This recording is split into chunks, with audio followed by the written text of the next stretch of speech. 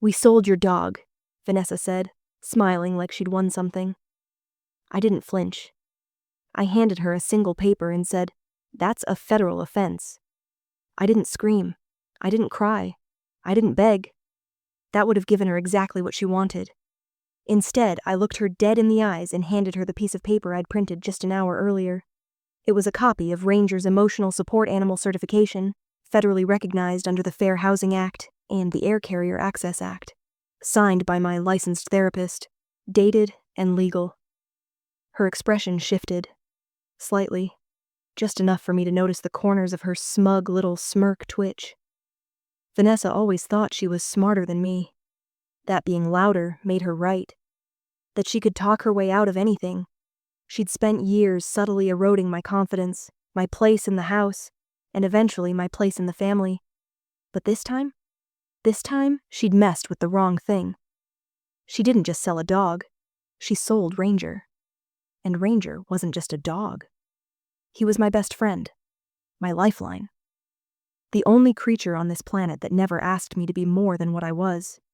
He had been with me through panic attacks, depression, the numbness of grief, and the lonely silence that filled the air after my mom died. He was the one constant in a world that kept shifting under my feet.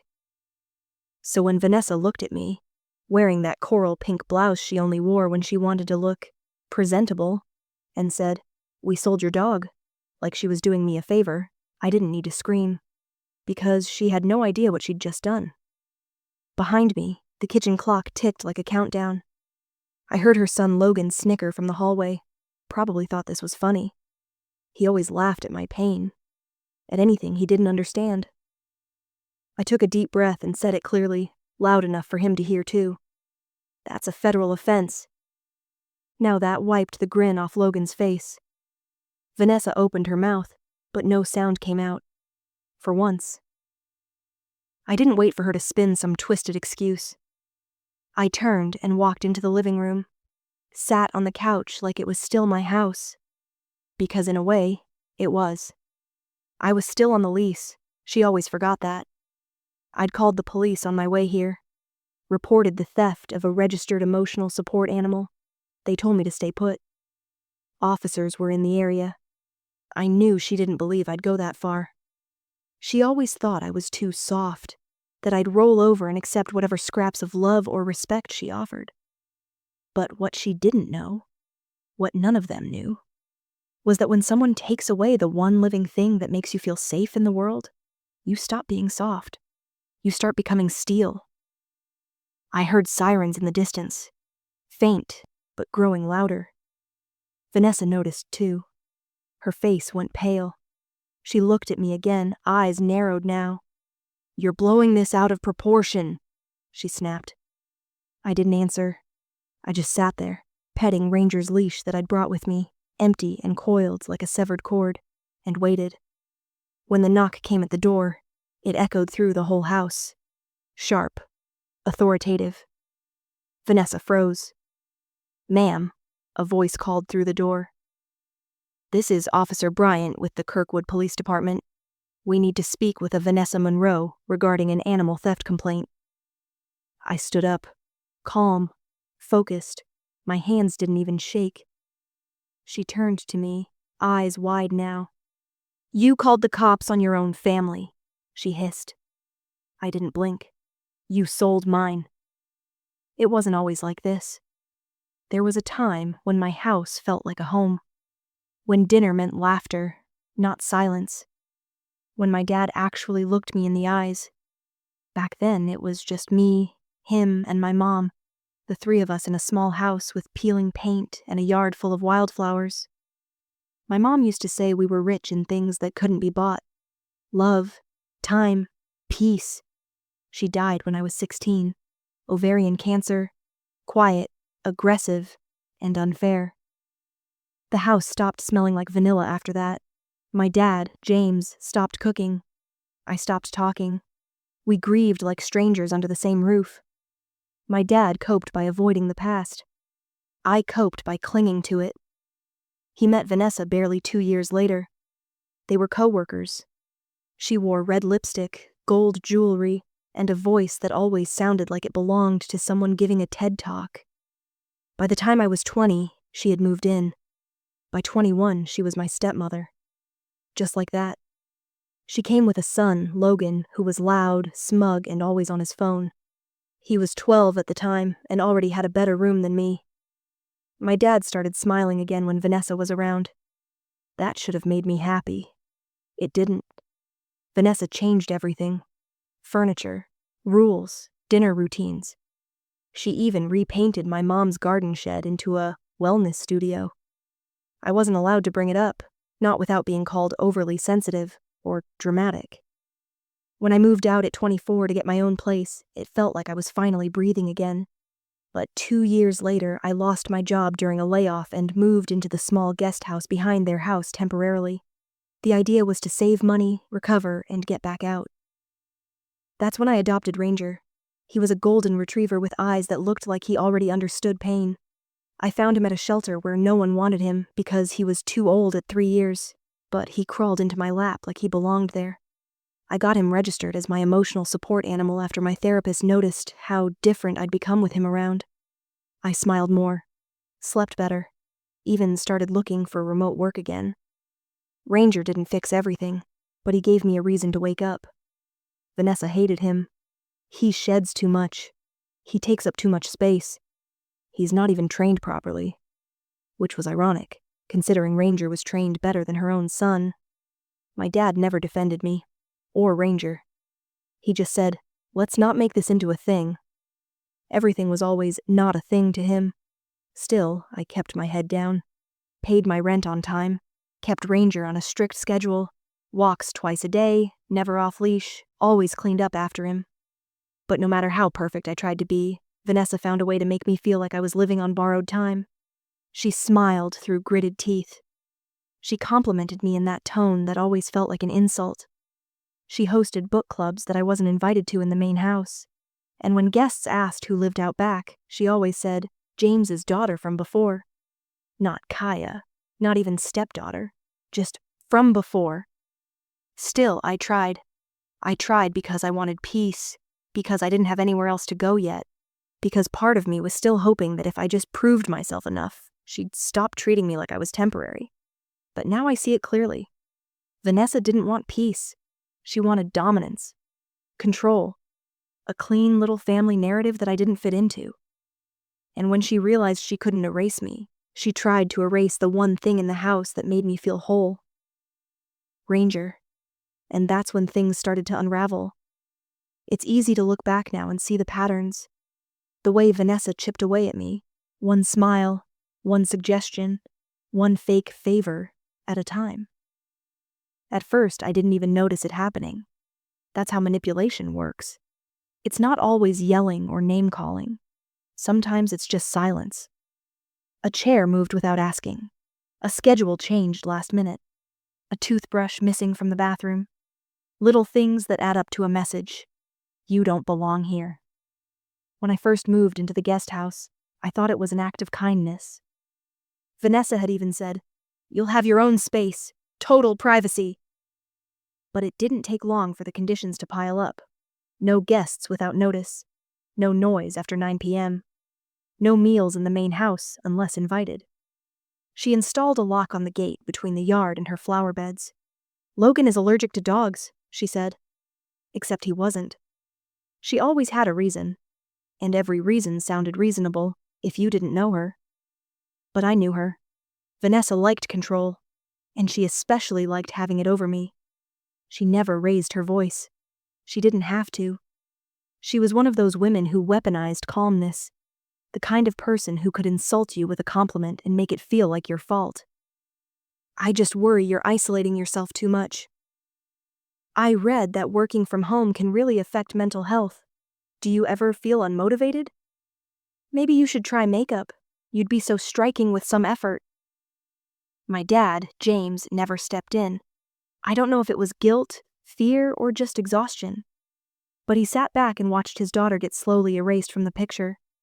When I confronted him once, he just sighed and said, "Can't you two try harder to get along?" Like it was a bad high school friendship, not a toxic power struggle in his own home. And Logan, Her son, well, he followed his mom's lead. Entitled, dismissive. He treated Ranger like a mop with legs. Slammed doors when he was napping. Threw shoes near his bowl. Accidentally let him out of the gate once and laughed when I panicked for an hour looking for him. He knew what Ranger meant to me. That's why he messed with him. Vanessa never punished him. If anything, she'd chuckle and say, "Boys will be boys." That phrase started to make my skin crawl. They acted like I was some unwelcome guest, a burden tolerated for the sake of keeping peace with my father. But I paid rent. I cleaned up after myself. I stayed quiet. I just didn't submit. And that's what really got under Vanessa's skin. That I didn't fold under her rules. That I didn't crumble when she told me I was too sensitive or not assertive enough to survive out there. That despite everything, I still had Ranger. I still smiled when I walked him. Still laughed when he did his goofy tailspin every time he saw a squirrel. He was my joy, my therapy, my anchor. And they hated it. Because Ranger didn't care what they thought of me. He just loved me. No performance required. The last straw, before everything exploded, came 2 weeks before she sold him. I'd left Ranger's leash on the back porch. Just the leash. Not food, not trash. Just the leash after a walk. Vanessa brought it to the guest house like it was a dead rat. "We have standards here," she said, holding it between 2 fingers like it was radioactive. I wanted to scream. Instead, I smiled. That's when I knew. This wasn't about a dog. This was about control, about power, about erasing everything about me that didn't fit into Vanessa's perfect little family fantasy. And when she realized she couldn't change me, she went for the one thing she thought she could take away. She didn't just break a rule. She broke something sacred. It was a Sunday. I remember that because Sundays were the only day I allowed myself to rest. No emails, no errands. Just me and Ranger, pancakes on the stove, maybe a walk by the lake. But that morning, something felt off before I even opened the front door of the guest house. It was too quiet. No scratching at the back window. No soft huff of breath pressed against the glass. No Ranger waiting for me with his leash in his mouth like he always did. At first I thought maybe he was in the yard. I stepped outside, whistled, called his name. Nothing. His bowl was empty. His toys were gone from the porch. His blanket from the sun chair. Gone too. I walked around to the back gate, and that's when I saw it. The gate was wide open. Not just unlocked. Propped open. My heart dropped. My brain went into emergency mode. I ran up to the main house and knocked hard. No answer. I knocked again. Still nothing. I was about to call the police to report him missing when the door finally creaked open. Vanessa stood there holding a coffee mug like she'd just gotten out of a yoga retreat. Hair curled, makeup perfect, completely unbothered. "Oh, you're back early," she said, blinking like she hadn't heard my knocking for the past 5 minutes. "I'm looking for Ranger," I said. She took a slow sip. "He's not here." My stomach tightened. "What do you mean he's not here?" She smiled, that fake, tight-lipped smile she used whenever she thought she was being clever. "We sold him." The words didn't compute. I stood there, stunned. "You what?"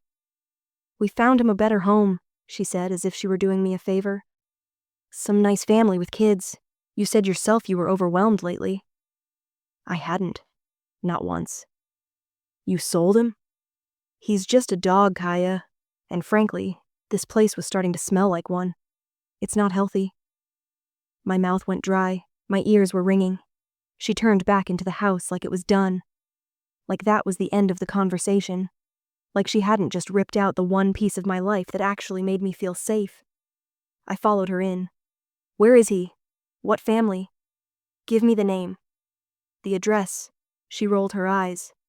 "Why are you being so dramatic? You didn't even pay for him. You rescued him, remember? He didn't belong to you." That's when it hit me. She really believed it.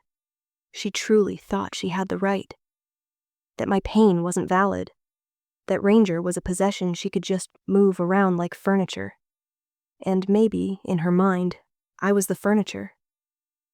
Logan strolled in from the hallway, chewing cereal, looking half amused. "You mean that mutt? Mom said he stunk up the house anyway." I saw red, my hands clenched at my sides. "Did you help her?" He shrugged. "She asked me to take a few pictures for the listing." The listing. That's how they did it. They listed him online like he was an old couch on Facebook Marketplace. I couldn't breathe. I stumbled out of the house and called my dad, straight to voicemail. I texted, "Vanessa sold Ranger. Call me now." No response. I sat in my car, shaking, holding the empty leash like it might bring him back, like it was some kind of magic tether between us. But it wasn't. He was gone, and no one cared. Not Vanessa. Not Logan. Not even my own father. That night, I didn't sleep. I lay awake, replaying every moment of the past 2 years. Every time I let her push me just a little farther out. Every time I smiled to keep the peace. Every time I said nothing because I didn't want to seem ungrateful. That leash lay across my chest like a reminder, not just of Ranger, but of everything I'd lost trying to survive in that house. But sometime around 3 a.m., a thought clicked. Wait. Ranger wasn't just a dog. He was registered, legally, federally, as my emotional support animal. That meant what Vanessa did wasn't just cruel. It was criminal. I didn't leave my guest house for 2 days. I didn't eat. I barely drank water. Every time I stood up, I'd start crying again. Not sobbing, just this steady, leaky stream I couldn't shut off, like my body had given up pretending to be okay. The leash was still on my nightstand. I couldn't put it away. It felt like hiding a body. I slept on the floor because the bed felt too big without Ranger curled up at my feet. He used to shift in his sleep and sigh, that deep, content kind of sigh that made everything around me feel safe, like I was still allowed to be here. Now all I could hear was silence. And in that silence, the truth came roaring in. They took him because they knew what he meant to me. This wasn't a misunderstanding. It wasn't some accidental rehoming or miscommunication. It was war, and I had already lost my only soldier. I kept replaying it. Vanessa's face, her voice. We sold him. Like it was nothing. Like Ranger wasn't the one thing that had gotten me out of bed every day when depression made me feel like a ghost in my own skin. He was my therapy, my structure, my reminder that I mattered. If not to the people around me, then at least to someone. And now he was sleeping in a stranger's house, probably confused, probably pacing at the door waiting for me to come home. I started having panic attacks again. I hadn't had one in months. That familiar tightness in my chest, the cold fingers, the racing thoughts. It all came back, and this time, I didn't have Ranger's nose nudging into my lap to remind me to breathe. I thought about calling my dad. I really did. But what was the point? He already knew what Vanessa was capable of. He'd watched it for years, and he never stopped her. Never even tried. The last time I'd begged him to say something, to see me, he'd said, "Don't make me choose sides." That was the moment I realized he already had. I called my friend Talia instead. She picked up on the first ring. I couldn't even get the words out. Just sat there, making those awful, hiccupy sobs that feel more animal than human. She drove over in 10 minutes flat. When she opened the door and saw me, curled on the floor in the same hoodie I'd been wearing for 2 days, she didn't say anything. She just dropped down next to me and wrapped her arms around me like a tourniquet. Tight, steady, warm. "Okay," she whispered into my hair. "We're going to get him back." I didn't believe her. Not yet. But I needed to hear it. For the next few hours, she helped me piece together the timeline. What Vanessa had said. What Logan had admitted. Whether there had been any paperwork. That's when I remembered it. The email from my therapist confirming Ranger's ESA certification. I'd kept it, along with the official documentation, in a password-protected folder on my laptop. I pulled it up, hands shaking, and read through it like it was the first chapter of a survival manual. Ranger was registered. Officially. That meant he wasn't just a pet under the law. He was protected. And what Vanessa had done? That wasn't just betrayal. That was illegal. I printed everything. All of it. The certificate. The therapist's letter. My lease agreement that showed Ranger was approved to live with me. I even pulled up screenshots of texts Vanessa had sent months ago, complaining about Ranger, proof that she knew how important he was to me and took him anyway. Suddenly, the grief started to shift. Still there. Still heavy. But no longer paralyzing. Now it was moving. Sharpening. Taking shape into something closer to rage. Not the reckless kind. Not the explosive, irrational kind. The kind that wakes up after being silent too long. The kind that doesn't shout, just starts writing things down. Talia looked at me from across the room. "You know this isn't just about Ranger, right?" she said gently. "I know." Because it wasn't. This was about all the ways I'd been told to sit down, shut up, and stay small. All the ways I had let it happen. All the ways I'd swallowed pain to keep the peace. And now? Peace was no longer the goal. Justice was. I don't know when exactly the switch flipped. Maybe it was sometime after printing Ranger's registration. Maybe it was when I looked up the penalties for unlawfully transferring or selling an emotional support animal under false pretenses. Maybe it was even earlier, that moment on the floor, when I realized Vanessa would never feel guilt for what she'd done. But something changed. The grief didn't vanish. It just shifted into something sharper. More focused. I was still hurting, still empty in a way I didn't have words for. But now, I had something I hadn't had in a long time. Direction.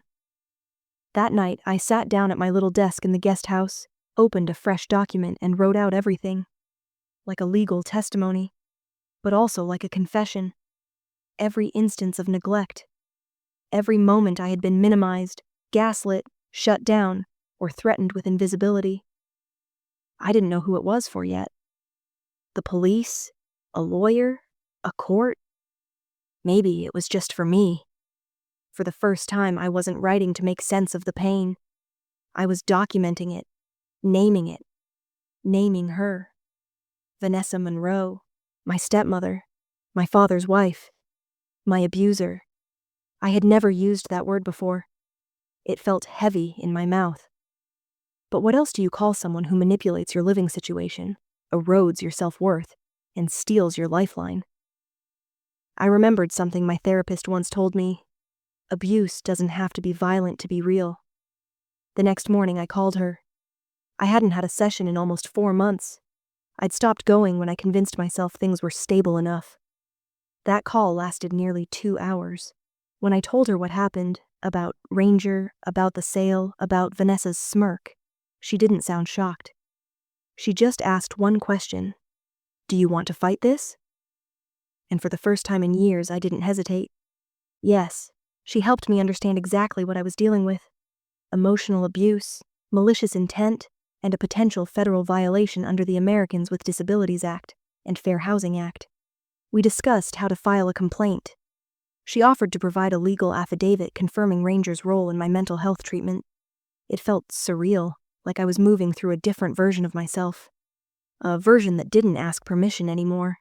A version that didn't need to explain everything in order to be believed. After the call, I reached out to Uncle Ben, my mother's older brother. We hadn't been close since I was a teen, mostly because Vanessa did everything in her power to make sure my mother's side stayed out of the picture. He picked up after one ring. "Kaya?" His voice cracked like he hadn't heard mine in a decade. I told him everything. He didn't interrupt. Didn't ask for clarification. He just said, "Do you have paperwork?" "I do." "Then we're going to fix this." I'd forgotten how grounding his voice was. How he used to walk me home from school and carry my backpack when I was too tired. How he cried harder than anyone at my mom's funeral and then never really came around after Vanessa moved in. Now I knew why. Vanessa had been isolating me for years, quietly, strategically. But she hadn't won. Not entirely, because I still had people. I still had me. The version of me that was waking up now wasn't here to be liked. She wasn't here to keep her head down. She was here to reclaim her space. And her dog. That night, I put the leash back on the hook by the front door. I stared at it for a long time. Not crying, just remembering. Ranger had once sat there for hours, waiting for me to come home after a really bad therapy session. He hadn't needed to know what was wrong. He just rested his head on my knee like it was enough that I existed. And now, it was my turn to do the same for him. To come for him. To show up like he always did for me. This wasn't just about Ranger anymore. It was about my dignity, my truth, my right to take up space, in my family, in my home, and in the world. I knew better than to go in guns blazing. That's not how you win against people like Vanessa. She thrived on chaos. She used drama like a smokescreen, made you look unstable, emotional, too sensitive, while she quietly positioned herself as the voice of reason. If I wanted to get Ranger back, I had to be colder than she expected. Smarter. Patient. So I built my case like a fortress. The first step was with Uncle Ben. We met at a local cafe that Tuesday morning, tucked in a corner booth with a laptop, a thick folder of documents, and 2 mugs of burnt diner coffee. He reviewed everything. Ranger's registration, the emotional support letter from my therapist, my lease agreement for the guest house, even text messages where Vanessa had clearly acknowledged the dog, and her distaste for him.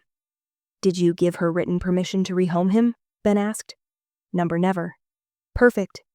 That means she acted without legal authority over property that doesn't belong to her, and under ADA protection, it may qualify as deprivation of assistance services. That could fall under federal jurisdiction. That was the first time I let myself exhale. We submitted a formal report to the local police, not animal control, not a vague complaint, but a detailed affidavit alleging theft of a federally protected emotional support animal. I provided Ranger's microchip ID, registration papers, and even a photo of me holding him at the vet the week before he was taken. I also contacted the pet adoption site Vanessa likely used. I searched listings obsessively until I found him. Grainy photos of Ranger on a couch that wasn't mine, next to a toddler holding a squeaky toy. The listing was already marked adopted, but I screenshotted everything. The name of the user was under a burner account. But through Ben's help, and a bit of old-school sleuthing, we traced it to one of Vanessa's book club friends, someone named Dana, who lived 2 towns over. According to her Instagram, which was very public, she'd just posted a photo with the caption, "Meet our new boy Max, the sweetest golden we've ever met. Maximum." She even renamed him. I couldn't breathe for a full minute after seeing that post. But Ben put a hand on my shoulder and said, "This is good. This means he's traceable. He's not lost. He's not out of reach." It gave me the strength to do the next thing I never thought I'd do. I walked into the police department and gave my full statement. Under oath. No tears, no stumbling. Just facts. "This was targeted," I told the officer. "It wasn't random. She sold him to hurt me, knowing he's my registered ESA, knowing what he means to my mental health, and she forged my consent to do it." They took it seriously, more seriously than I expected. I guess it helped that I had a lawyer sitting next to me and documentation that left little to interpretation. That same day, Ben helped me draft a cease and desist letter, formally addressed to Vanessa Monroe. We mailed it through certified mail and dropped a copy directly in her mailbox. I never told her I was coming for her. I wanted her to be surprised. Because people like Vanessa never expect the quiet one to fight back. They expect breakdowns, not documentation. They expect outbursts, not affidavits. They expect you to fall apart, not build a case and show up with proof. By Friday, we had an official case number and a request in place to contact the family who now had Ranger. They'd been told he was surrendered by the original owner. They had no idea they were part of something illegal. Meanwhile, I kept my head down. I didn't speak to my father, didn't look at the main house. I worked quietly, watched, waited.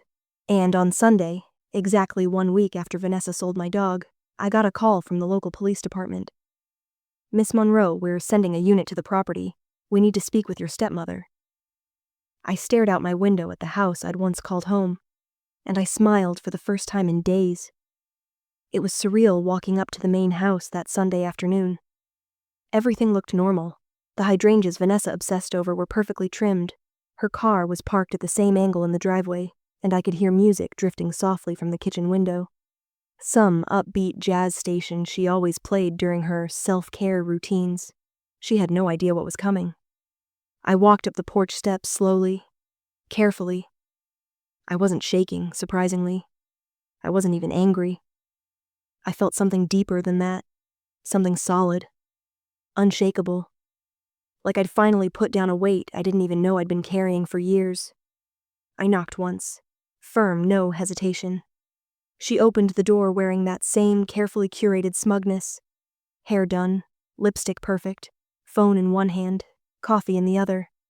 "Kaya," she said, blinking like I was early for an appointment she hadn't agreed to. "Is something wrong?" I didn't answer. Instead, I pulled the document from my folder, crisp, with a bright red header from my attorney's office, and handed it to her. "What's this?" she asked, glancing down. "It's a cease and desist," I said quietly. "Filed through our legal counsel. It outlines your unauthorized transfer of a federally protected emotional support animal.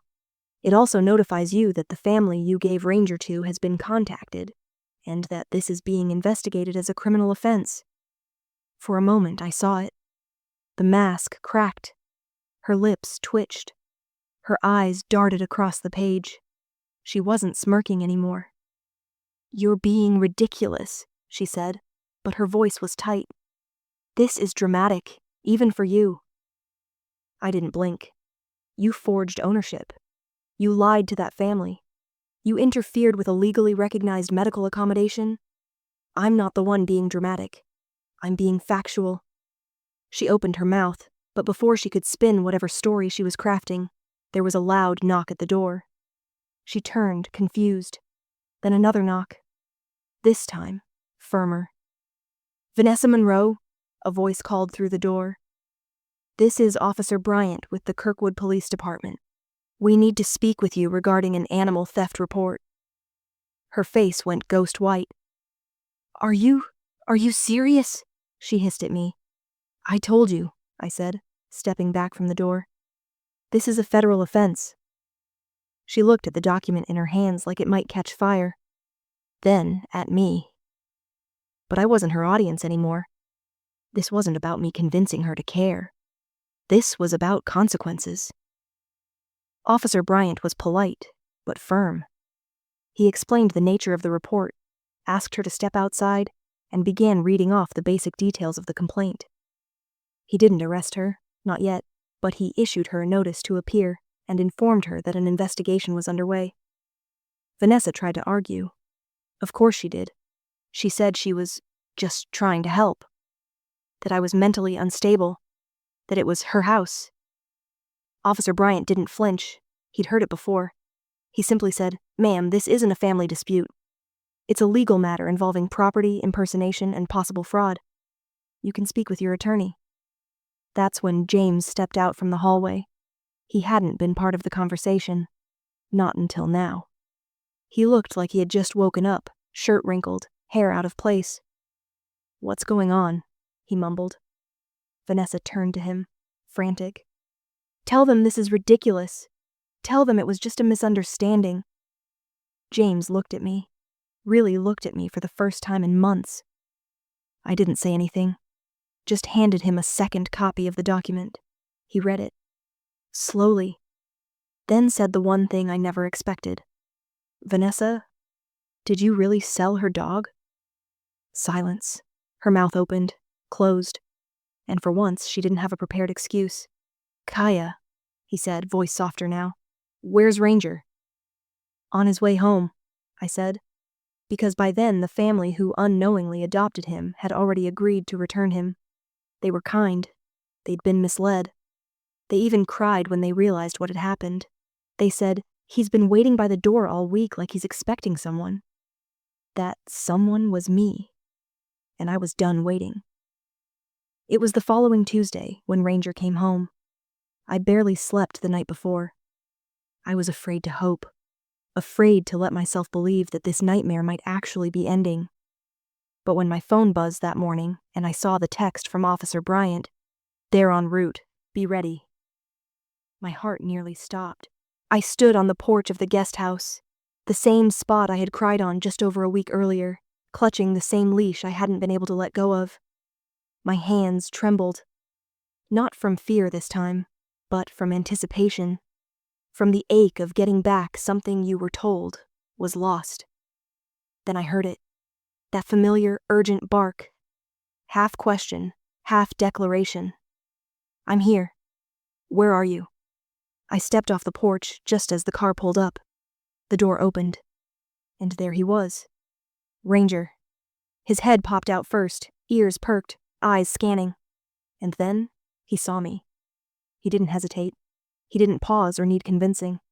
He leapt out of the car and ran. Full sprint. Tail a blur. Body crashing through grass and gravel like none of it mattered. He launched himself at me, nearly knocked me over.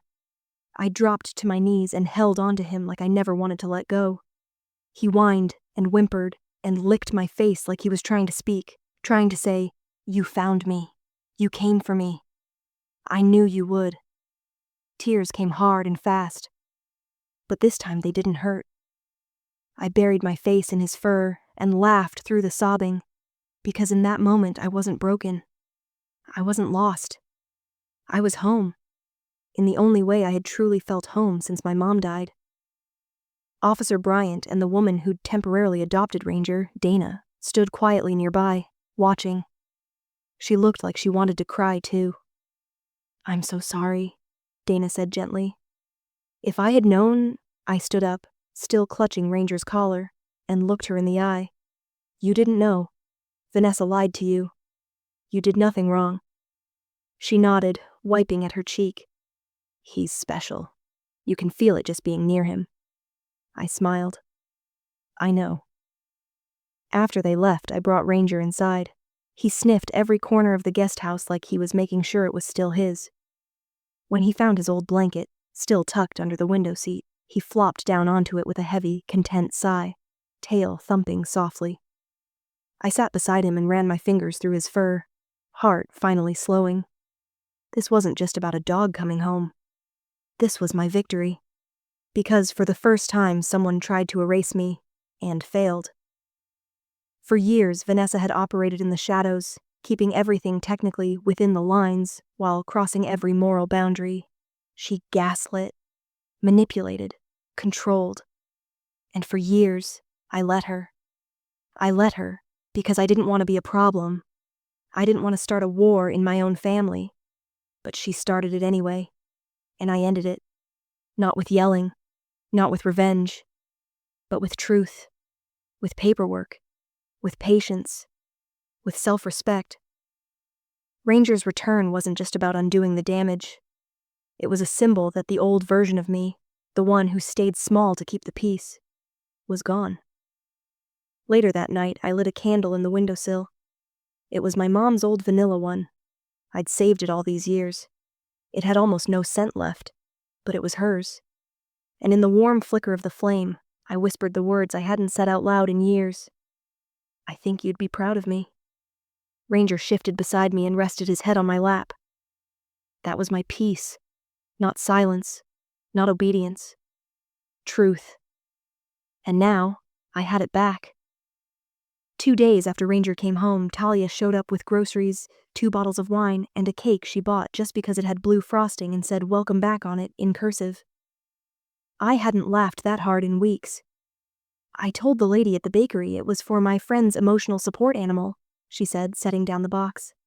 "She asked if he preferred chocolate or vanilla. I told her he's a dog, not a Libra."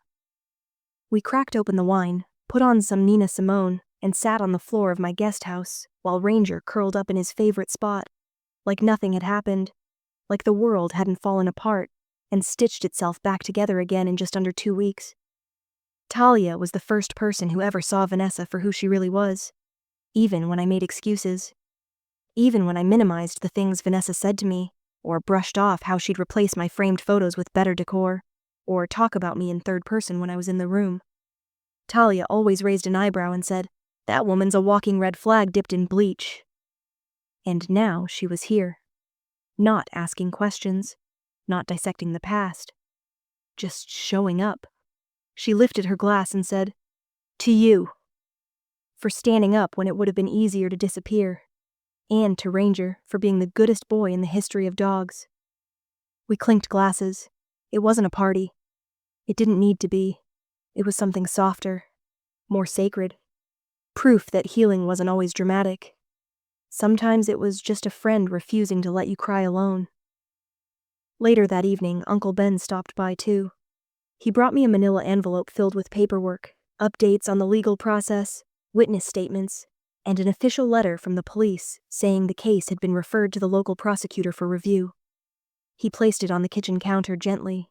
"I don't know what'll come of it," he said, "but the record is there, and that matters." I nodded. It does. Then he pulled something from his coat pocket. A photo. It was me and my mom sitting on the front porch of our old house. I was maybe 9. She was braiding my hair while I held a popsicle, mid-giggle. "I found this in your mother's old boxes," he said. "Figured you might want it somewhere closer." I held the photo like it was glass.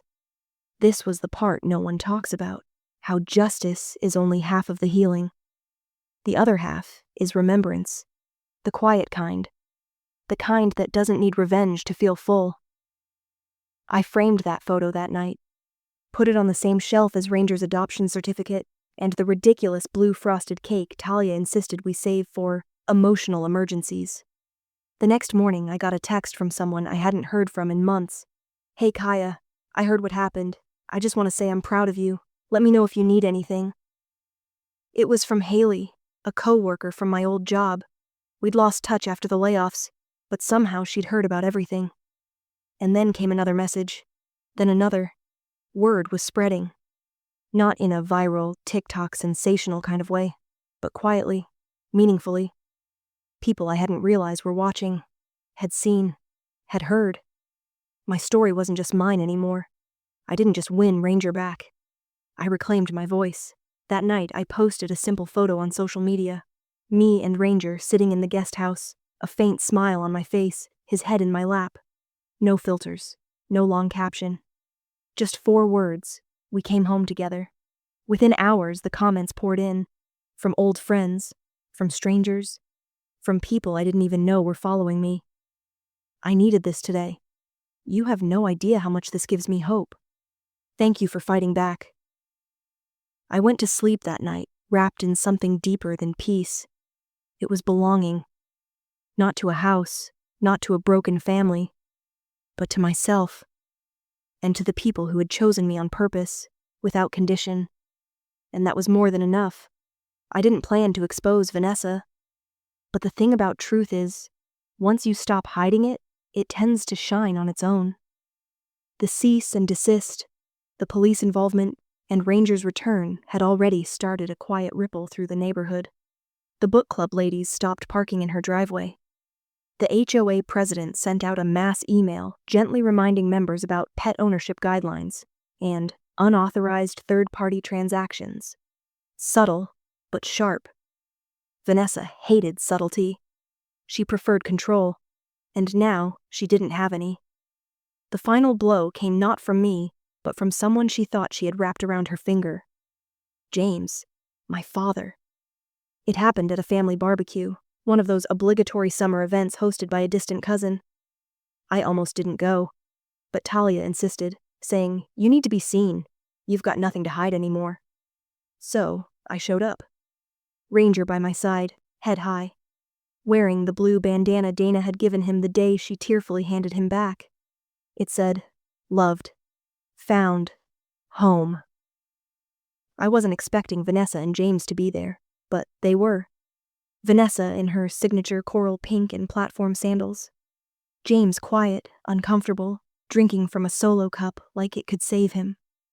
The whispers started before I even made it to the buffet line. "She got the dog back. I heard the police showed up at their house. Didn't she forge something?" I wasn't trying to eavesdrop. I didn't have to. Everyone was talking. Vanessa tried to carry on like she always did, laughing too loudly, inserting herself into every conversation. but something had shifted. People looked through her now, not at her. No one was asking about her flower beds. They were asking about me, and for once they were asking me directly. My cousin Lily came up and hugged me. "I just want to say how proud I am of you," she whispered. "Most people would have stayed quiet." I nodded. I did for a long time. Later, when the group settled around a fire pit, someone asked me point blank, "So, what happened?" I mean, really? I looked at Vanessa, sitting across from me in a beach chair, picking invisible lint from her lap. I didn't raise my voice. I didn't make a scene. I just told the truth. Vanessa forged a pet adoption listing using my emotional support animal. She sold him to someone without my consent, even though he was federally registered. She told me to my face that she'd done it, and then she lied to cover it up. It was theft, and it's being investigated. Silence, the kind that falls like a gavel. Vanessa looked like she'd swallowed a thumbtack. "You're twisting the story," she said quickly.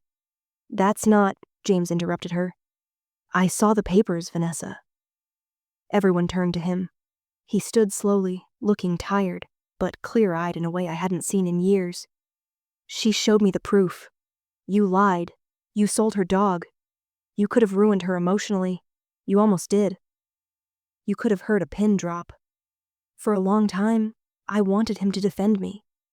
But now, I didn't need his protection. I just needed the truth." And there it was, out in the open, from the one person who'd always claimed neutrality.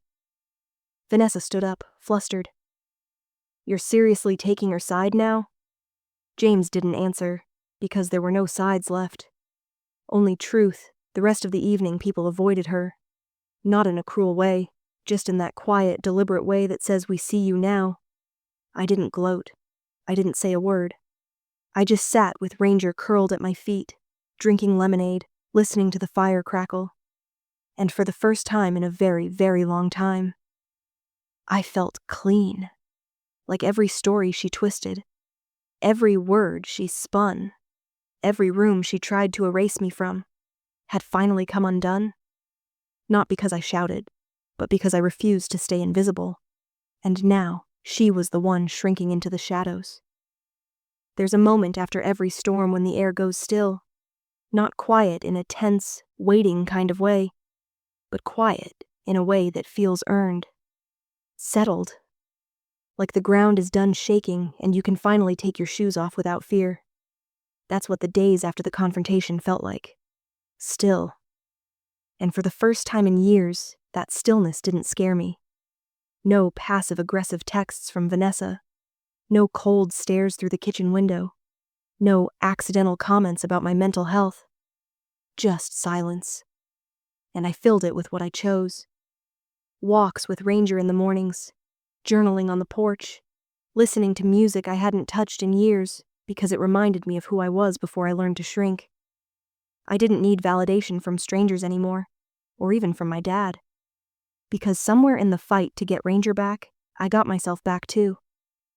I kept thinking about something my therapist said in one of our sessions after everything happened. You can be whole and still have been harmed. Healing doesn't erase the hurt, it reclaims it. For years I thought healing meant turning the other cheek, keeping the peace, choosing forgiveness before anyone even asked for it. But I've learned that boundaries are a form of peace. So I started setting them. I sent my father an email, not out of spite, but out of clarity.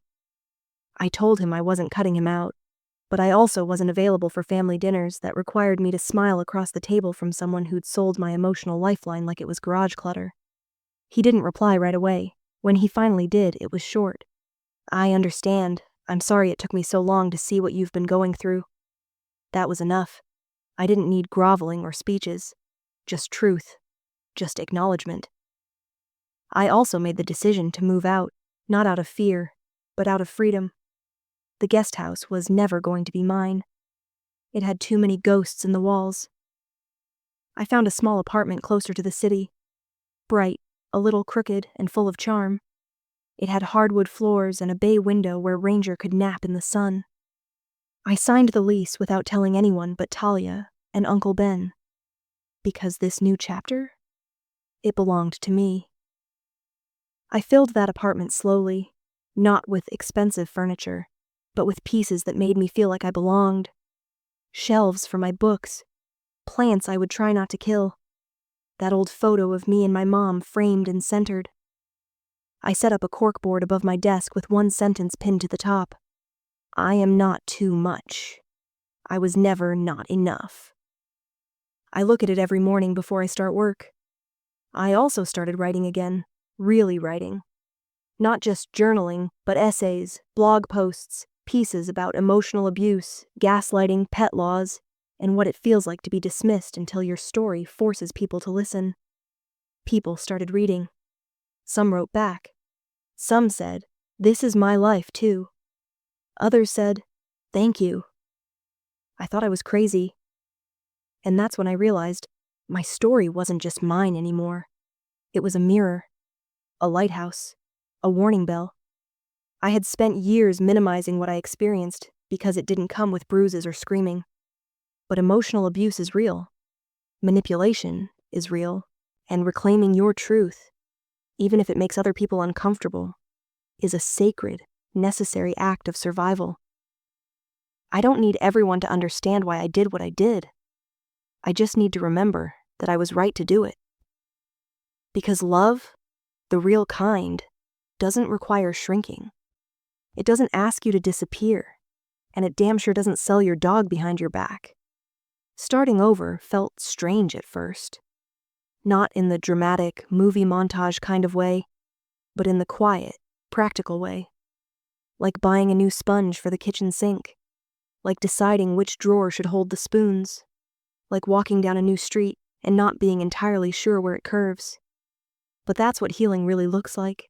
Small decisions that whisper, "This life is yours now." My new apartment wasn't big, but it was mine. Every item in it, from the thrifted lamp on the nightstand to the mismatched mugs in the cupboard, was something I chose. Not something I inherited.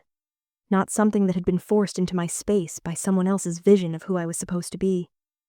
I painted the walls a soft sage green. Talia came over and helped.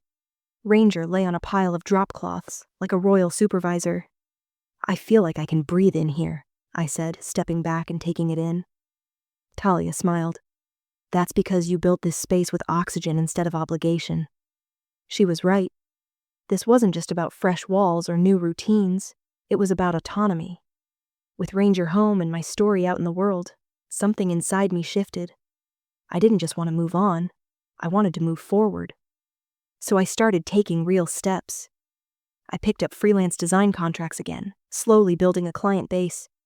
I chose companies that aligned with my values: mental health nonprofits, sustainable living brands, small, female-owned startups. People who respected boundaries and believed in purpose over profit. One of them even asked me to help redesign their blog. When I pitched the idea of a series on emotional wellness and support animals, they said yes. I wrote the first piece that weekend. He wasn't just a dog, what my ESA taught me about survival. Within days, emails started pouring in. From women, from students, from a man who'd left his wife after she tried to isolate him from his service dog. They weren't looking for sympathy. They were looking for reflection, recognition. Someone to say, "Yes, this happened to me too," and "No, you're not crazy for caring this deeply." That's when I knew. I wasn't just healing privately anymore. I was creating something bigger. So, I built a website. Just a simple one at first. Stories, resources, guest contributions, and a small section for people to share their ESA journeys. I called it Found in Home. The tagline, "Where healing has a leash and a voice." Uncle Ben helped me handle the legal structure. Talia offered to help with social content. And Ranger? He became our unofficial mascot, appearing in every story with his signature lopsided grin and worn-out tennis ball. The more I leaned into this work, the more I realized how many people had been silenced the same way I had. Manipulated behind closed doors. Gaslit by family members. Told to calm down when they were screaming inside. And they were done staying quiet too. By the end of the year, we'd raised enough through small donations and commissions to partner with a local rescue shelter to help cover registration costs for 10 emotional support animals. 10 people who wouldn't have to fight alone. 10 homes where love and healing were being restored, leash by leash. On the anniversary of Ranger's return, I hosted a small outdoor meetup in the park. Just a dozen people.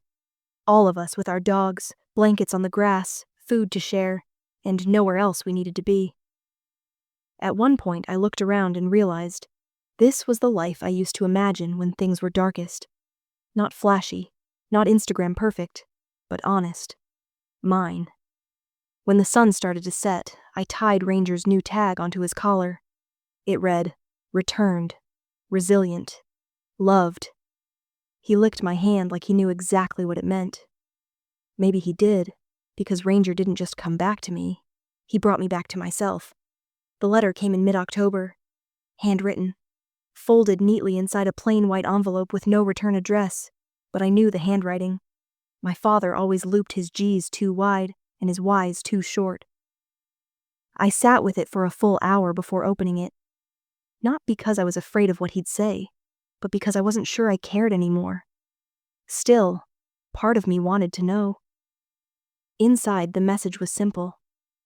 Kaya, I've spent the last few months thinking about everything I didn't say, everything I didn't do, and I don't expect forgiveness, but I wanted to try to explain. I let things happen that I should have stopped.